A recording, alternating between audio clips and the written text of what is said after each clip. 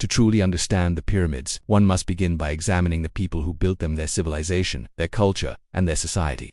According to the prevailing narrative, tens of thousands of workers, under the direction of Pharaoh Khufu, constructed the Great Pyramid using rudimentary copper tools, sheer manpower, and primitive engineering. This grand endeavor, we're told, was completed in just 2 decades, more than 4,500 years ago. Greek historian Herodotus, who visited Egypt centuries after the pyramids were supposedly built, recorded details of their construction, though his accounts are often considered more folklore than fact. Yet, this story, as familiar and widely accepted as it is, may not only be incomplete, it could be a deliberate distortion. Buried within the towering monuments of ancient Egypt is a mystery so profound that it threatens to rewrite our understanding of history itself. While the pyramids are iconic representations of ancient Egypt, their construction spanned a relatively short era. Still, the precision, scale, and lack of conventional explanations surrounding them have led many to believe that the official version of events leaves far too much unexplained. The Great Pyramid has long been attributed to Pharaoh Khufu, whose reign around 2550 BC marks the beginning of its supposed construction. Egyptologists claim it was built by tens of thousands of workers over 20 years using copper chisels, sledges, and ropes.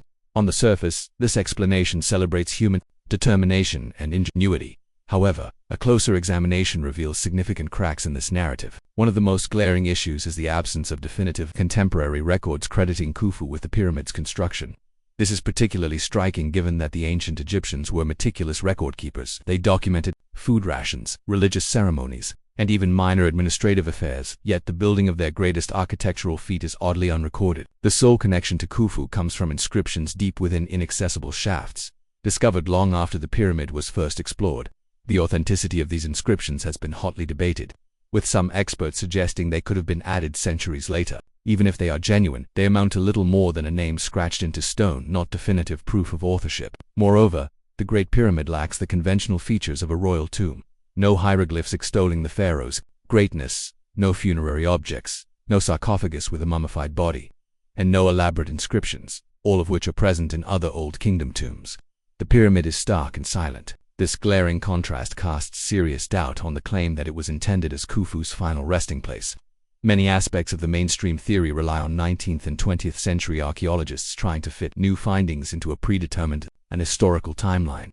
If the evidence for Khufu's involvement is weak and circumstantial, we must consider the possibility that the true story is far older and more complex than we've been led to believe. When we examine the Great Pyramid from an engineering perspective, the anomalies become even more striking. This isn't just a massive structure.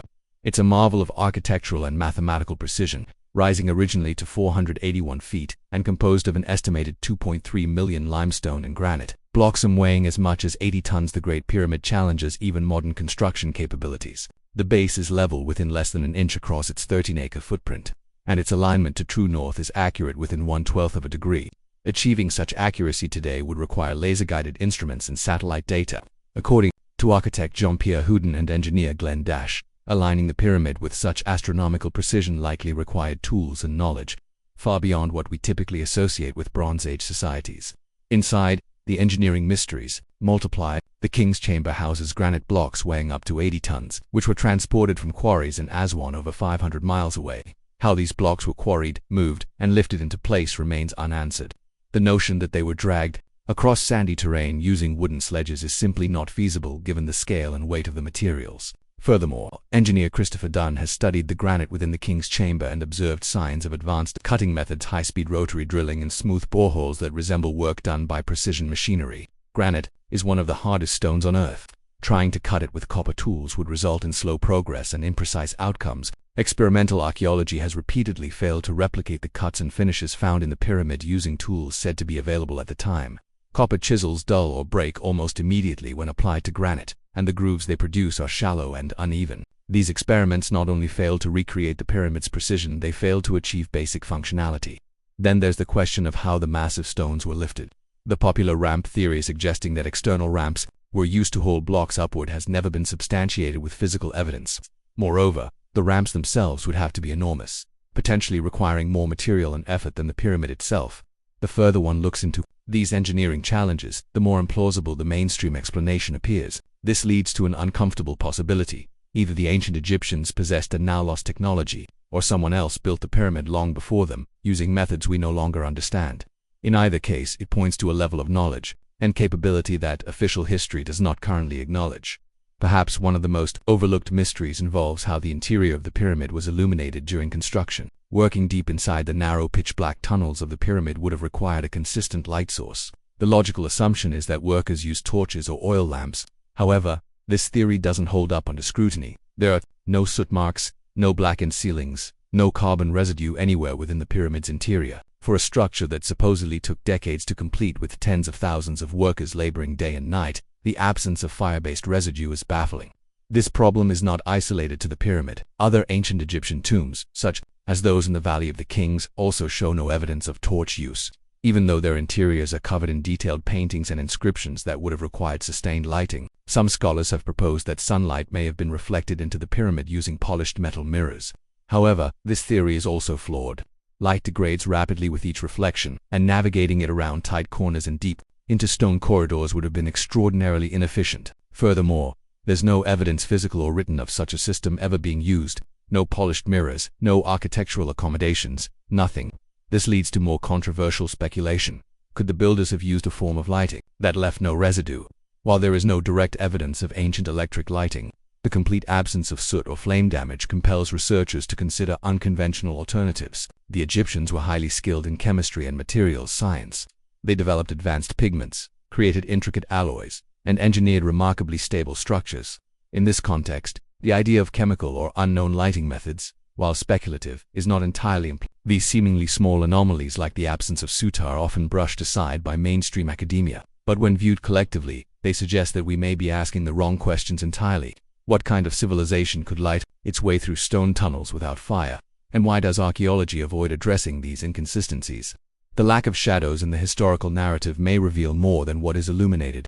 If the Great Pyramid of Giza was not built by Pharaoh Khufu around 2550 BC, but instead by a far older and technologically advanced civilization, then the implications for our understanding of human history are nothing short of revolutionary. This would not merely require adjusting a few dates in textbooks. It would mean rewriting the very timeline and trajectory of civilization itself. But science, by its very nature, is a process of continual refinement. When new evidence challenges existing theories, it is not the evidence that must be ignored or suppressed, it is the theory that must adapt. From the impossibly precise engineering techniques found in the Great Pyramid, to the complex sealed chambers, to its near-perfect alignment with celestial bodies, the physical signs are all there. Combine that with the geological data surrounding the Sphinx, which suggests water erosion dating back to a time when the Nile Valley was lush and rainy, perhaps as far back as 7000 BC, and the conclusion becomes increasingly difficult to dismiss. Whoever built these monuments had knowledge that today's engineers, architects, and historians are still trying to fully understand. The ongoing suppression of alternative exploration, the rejection of unorthodox hypotheses, and the tightly controlled access to key archaeological sites all suggest a concerted effort, intentional or not, to protect the status quo. Whether motivated by institutional inertia, fear of academic embarrassment, or political convenience, this resistance does a disservice to the pursuit of truth. But the truth, as always, does not disappear simply because it is inconvenient. It remains etched into massive limestone blocks, hidden in unentered chambers, and buried beneath a chronology that no longer aligns with the physical evidence. The mystery of the pyramids, and who truly built them, may indeed be ancient history's greatest cover-up. We now stand on the threshold of rediscovery. The only thing holding us back is our collective willingness to look deeper and ask the difficult questions. If we can muster the courage to break free from outdated assumptions, to investigate forbidden ideas, and to follow the evidence wherever it may lead, no matter how uncomfortable the implications, we might finally uncover the true origins of the pyramids. And with that knowledge, we could gain not only a deeper understanding of the past, but also a clearer vision of humanity's potential. The question remains, are we ready to confront what has been hidden for thousands of years? Who do you think built the pyramids? Let us know your thoughts in the comments, and as always, thank you for watching. We'll see you in the next video. Ask ChatGPT.